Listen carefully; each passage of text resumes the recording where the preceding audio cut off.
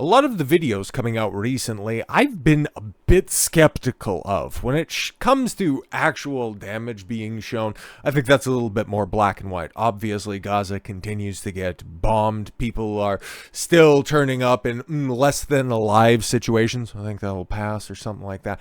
But when it comes to these prisoner exchanges, I'm a little bit less sold on this, okay? Like, I've made my positions very, very well known. I know where I stand on this conflict so far, knowing as much as I do about it and how much research I do extracurricularly outside of creating videos, because I really do think that we're heading towards World War III, with Iran probably getting involved in this and the United States not being able to see a war going on around the world and not wanting to get involved. I think that we're probably heading for something pretty bad, so I want to keep it on the back burner when it comes to this stuff. So when I see videos like this, it's like, okay, well, Hamas is releasing prisoners. I thought everybody was on that side. But then it starts to get a little bit weird when you get a bunch of these different claims that, okay, Hamas is releasing these prisoners, and they're making some claims that, oh, okay, actually, you know what? There were a few other prisoners getting released as well, and they were saying something like, okay, they were at that music festival that was apparently all shot up on October 7th and stuff like that, and they're coming out saying, actually, it wasn't Hamas. They were out there trying to push back against that stuff, and the guys who were taking us out were a different sect of the IDF. It gets a little bit funky. Okay, I would tend to believe them, and we've heard some other people as well. There's some audio recordings that are out there. I don't quite know what to take when it comes to that stuff, because, okay, it could be somebody still within earshot of their former captors, and they're just going to say whatever they can in order to get out of earshot from their captors. So I'm a little bit trepidatious to report on it, to be completely honest, because I don't know if it's true. I don't know if it's accurate. I don't know if it's fair reporting or not. And,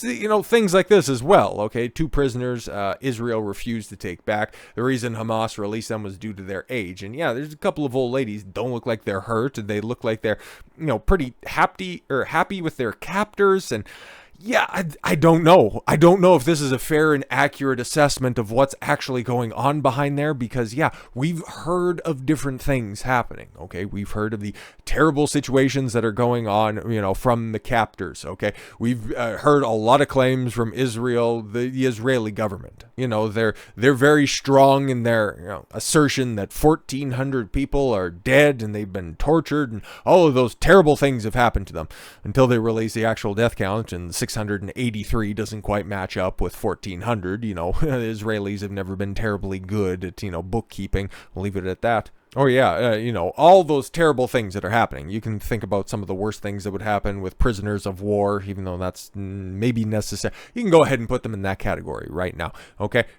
Like the chick who had surgery performed on her, and she was being kept very well, but she had to release a video saying everything's, you know, fine and great. I would just kind of like to go home because, well, as good of care as they're taking of me, I would just much rather be back home. You know, you understand. Didn't really seem like she was in, you know, that much trouble and all that stuff, but at the same time, you know, you're having your video recorded by somebody that's holding you captive. I'm just saying, man, to just go ahead and say, oh, see, you know, Hamas is actually taking good care of these people and they're shielding them from the IDF.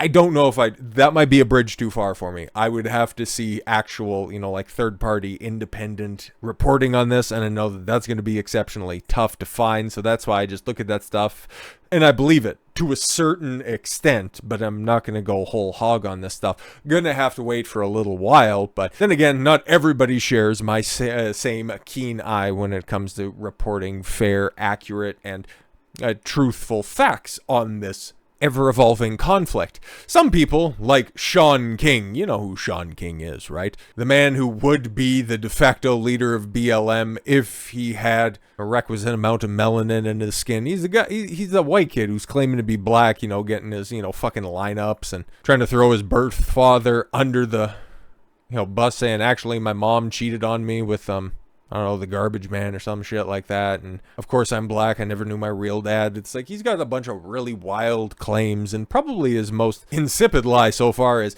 he worked really hard in order to get an American hostage freed. And then the truth comes out. BLM activist Shaun King lying about claims he helped free American hostage in Gaza. Family says, we're not affiliated. I don't know who the fuck this weirdo is. Okay, Talcum X over there, you can go ahead and get fucked. This dude did nothing. Families of 2 American hostages freed by Hamas terrorists has accused Black Lives Matter activist Shaun King of clout chasing. You don't say! He claimed that he worked frantically behind the scenes to help secure their release. Natalie Raanan, 17, and her mother, Judith Raanan, 59. Wow, that's quite a gap in age. Holy shit, had her 42. Jesus. Were freed by Hamas on Friday after spending nearly 2 weeks in captivity following the terror group's bloody October 7th attack on Israel. Just wondering, again, okay, it's so bloody, and then they're just freeing hostages. Yeah. And like I said, there's also some uncorroborated reports that Hamas is getting $10,000 for everybody that they're holding captive, which, begs the question, who's providing the bounty? Just wondering.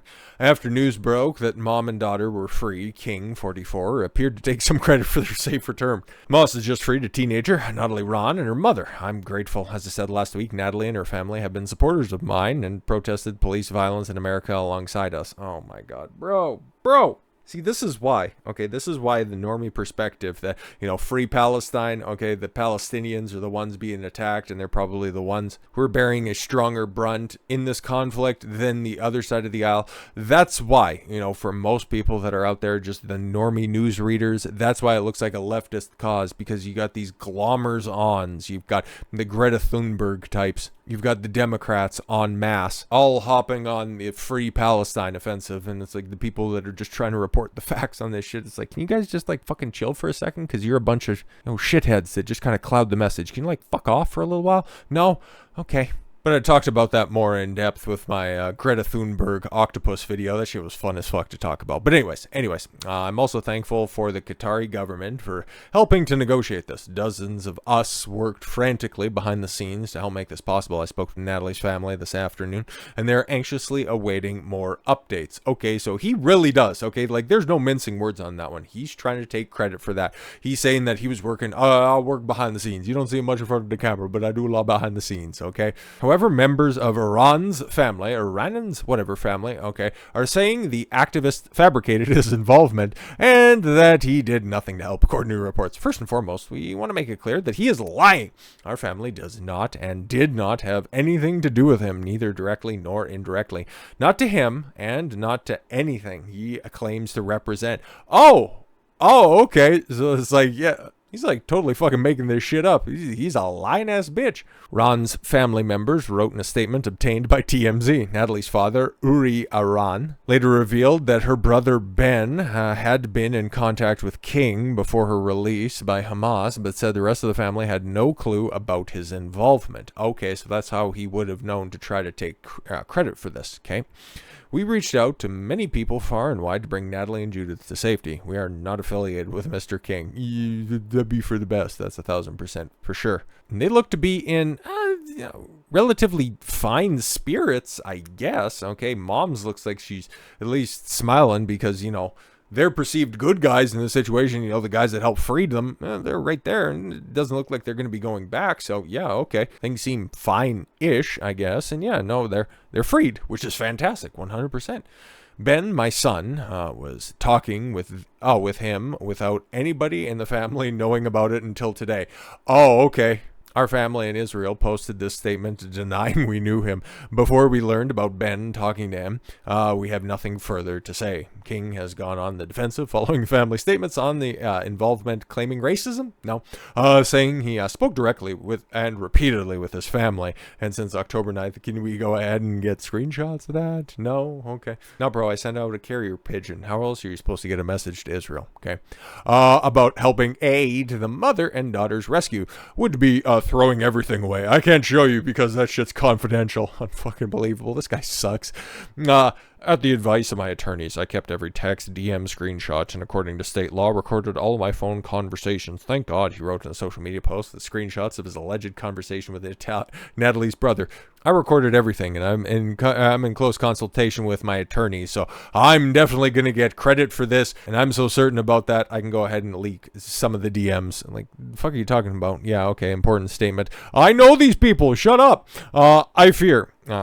Oh, my fear was that I would be framed by the American government. Oh, you're not that important, Shaun. You only pop up about every 4 years, and now's your 15 minutes of fame, you fucking dork. I also knew the Israeli government were master liars. Okay, let's hear them out. Receipts came in handy nonetheless. King's post included a statement by Ben saying that he reached out to BLM activists knowing that he had many connections within the Palestinian government. I gotta press X to doubt on that. While Shaun King is probably a name that you might know, at least in meme circles, I don't think he's that well connected, because people probably know him. They just probably know to stay away from him because he's got a certain stigma attached to him. He's not black. It's not black. In one of the messages allegedly from Ben shared by King, the brother asked him to remove a comment he left on one of King's posts on October 9th, saying he messaged the activist about his missing sister. Okay. Hi, everyone. Want to thank, Natalie. Okay. It was first happened. I reached out to activist Shaun King as I knew many connections. While Shaun and I do have a slight disagreements politically. Okay. We both agreed that human life is more sanctified value on this earth. Yeah, that kind of sounds like I reached out to him, like I sent a DM. Don't know if I'm going to get a response, but okay. Ben claimed he was getting death threats because of the comment, and okay, that was retarded. Okay, so I think everybody's probably just pieces of shit, except for the people that probably got rescued. Like, your brother kind of seems like he's a bit cap, but Shaun King probably also didn't do anything, so he's just trying to drag down his brother, who was trying to help his mom and his sister out, because he probably promise the world. It's like, yeah, I can get you in touch with the people that I know inside Palestine. I know a couple of people that work for Hamas. I can make some phone calls and shit like that, but it's probably going to cost you, because those communications aren't cheap, and I'd have to get you to, cover the cost and all that shit. I'm a little tight, not quite as liquid. I got assets, and I got connections, but, if you could, float me a few $1,000s, we could probably make something happen. I'm about certain we won't get those messages. Saturday evening, King posted a similar defense on X, claiming that he had been lobbying nonstop for Natalie's release behind the scenes with an eclectic group of 30+ people who would normally never work together or get along, and but did not elaborate. Yeah, I know people. Trust me, I know people on Instagram, and I got text messages, bro. I appreciate that. Yeah, the politics of it all are bullshit. I know. Thank you. I'm sorry to message you again. Would you be willing to delete my comment now that you're talking so people don't have my Instagram handle? Bro, you can get rid of that comment. I think that's total cap, okay? I think that this is probably ass cancer. So yeah, man, what did we learn from this? There is a lot of dis, and information, and just a whole host of lies and propaganda in regards to this. So you knew whenever those descriptors were going to be thrown around, fucking Shaun King would end up rearing his overly white head around. So with all that said, thank you all very much for the gift of your time. I've been Don Consuelo. I want you to follow your gut and get after it. Take care, everyone.